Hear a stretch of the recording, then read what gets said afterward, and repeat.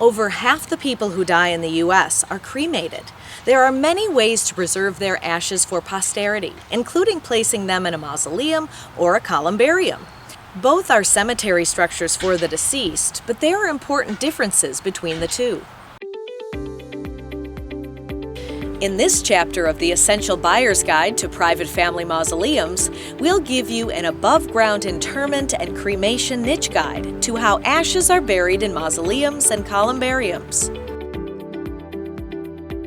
Once a body is cremated, the container with the ashes is delivered to the family, who have several options for the ashes disposition.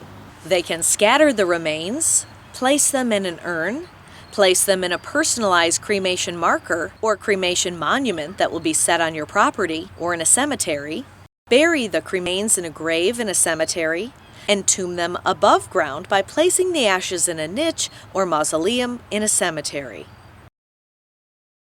If you care to create a truly lasting remembrance of a loved one, a mausoleum or columbarium burial is probably your best option. In a private family mausoleum, an urn can share space with a casket in a crypt, or it can occupy its own crypt. A more common option is to design smaller cremation niches in the interior or exterior mausoleum walls for urns and ashes, each one holding the remains of one family member. These niches can be quite beautiful, with decorative bronze doors that can be custom designed by the family.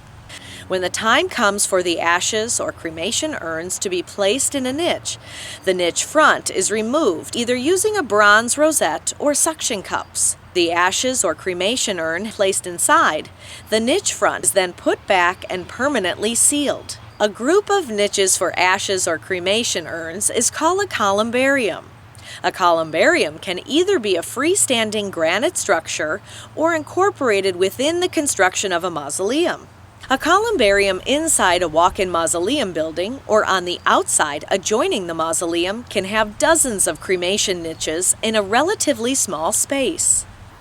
Many cemeteries, churches, and other institutions have a columbarium with niches for sale to the public or their members.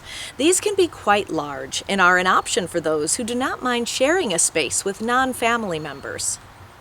To learn more about setting ashes in a mausoleum or columbarium, just speak with a certified cremation specialist at Rome Monument. The consultation is free and they will be happy to answer all your questions.